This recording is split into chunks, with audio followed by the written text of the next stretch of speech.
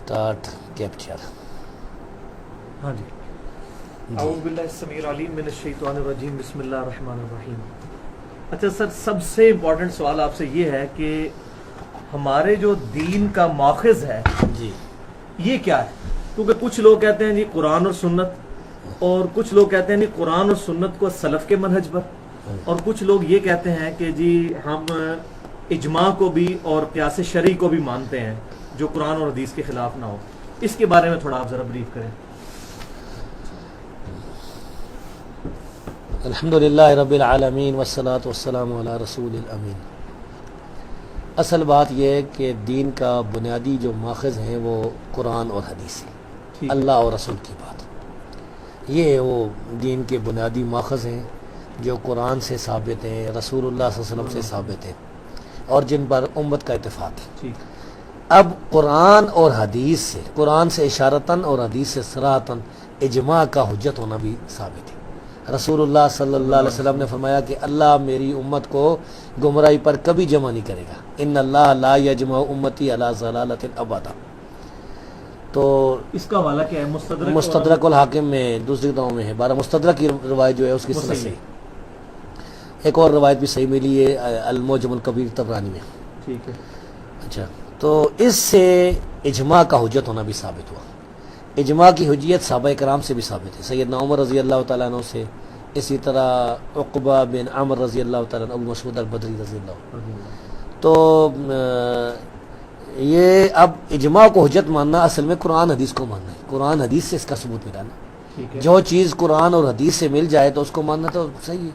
तो ये 3 दलीलें जो ये असल दलीलें दीन की, ये है वो बुनियादी दलीलें हैं जिनको हम मानते हैं, और बाकी भी हनफी, शाफी, मालिकी, हमली। सर ये कैसे पता चलेगा किसी चीज पे इजमा हो गया हुआ है या नहीं? ये बाद में बताएंगे ना। हाँ। अच्छा, अब इजमा की तफसील वगैरह बाद में बताएंगे। दूसरी बात ये कि आपका सवाल था कि सलफ सालहीन के फाहम पर। हाँ। तो हम ये देखते आए हैं कि कुरान हदीस से इस्तदलाल गुमराह फिरके बल्कि मुर्तद्दीन भी करते आए हैं।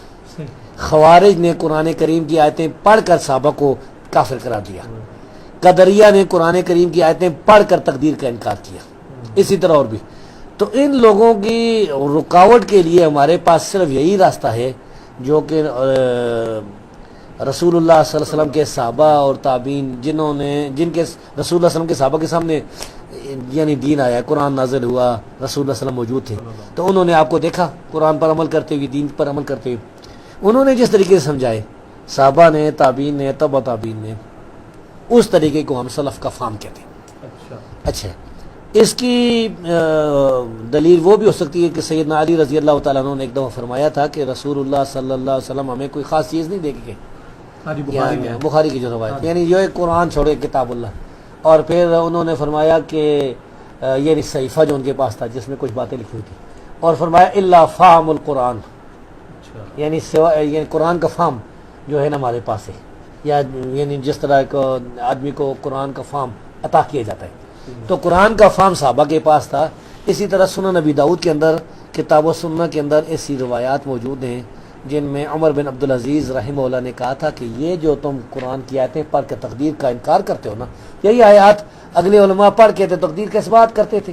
हाँ, तो तुमने किधर से? तो इस वजह से हम कहते हैं कि सलफ का जो फाहम है उस फार्म पर अगर हम अमल करेंगे तो उस तरह का तरीके से दीन पर अमल होगा जिस तरीके से रसूलुल्लाह सल्लल्लाहु अलैहि वसल्लम ने अमल किया। अगर उसको हम छोड़ेंगे तो एक मिर्जाई है, कुरान की आयतें पढ़ कर वो मसलन अल्लाह यस्तफ़ी मिनल मलाइकति रुसुलन मिनन नास, कुरान की आयत पढ़ कर वो कहे कि रसूलों का सिलसिला जारी है, अब रसूल आते रहेंगे। हाँ, तो ये बुनियादी बात है।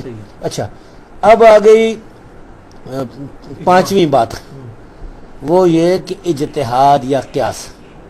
तो हम कहते हैं कि भाई इज्तिहाद करना चाहिए।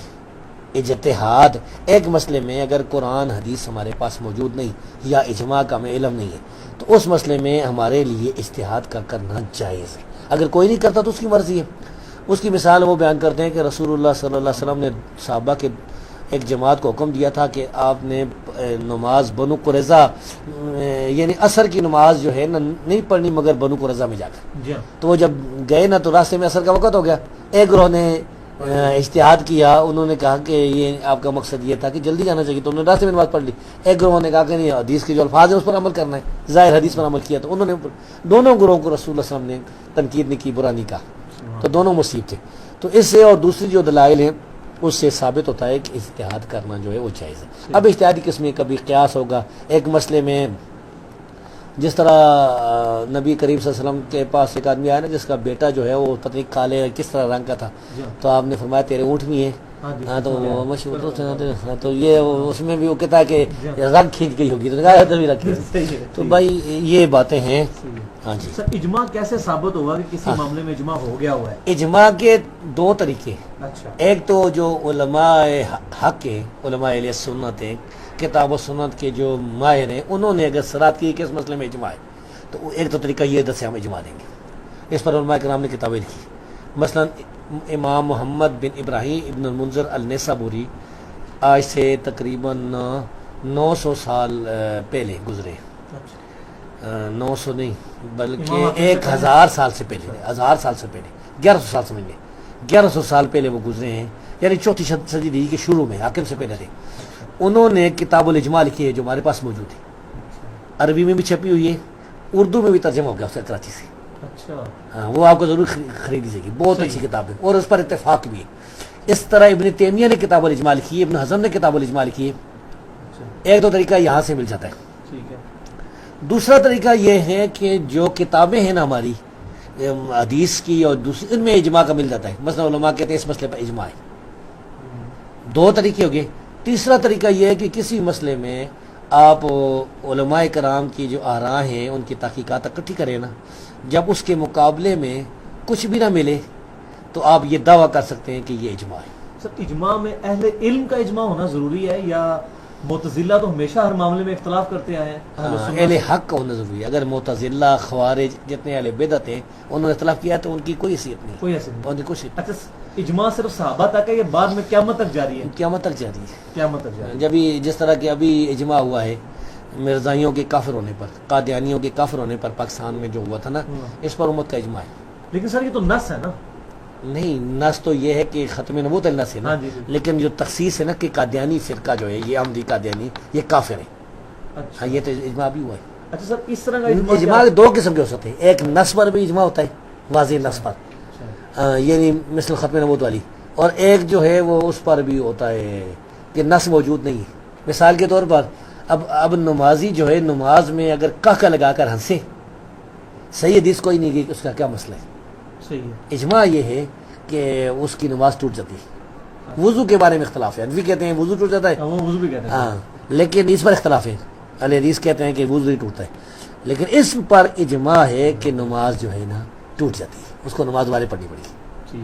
اسی طرح اور بھی ہیں، تو وہی اجماع کہ یعنی یا تو ہم اکٹھا کریں ان کے بارے میں اور کسی کا اختلاف نہ ملے نا، یہ کمزور طریقہ ہے، لیکن یہ آخری قسم اجماع کی۔ سر کچھ سلفی عالم ہیں جو کہ اجماع کا مطلقاً انکار تو نہیں کرتے لیکن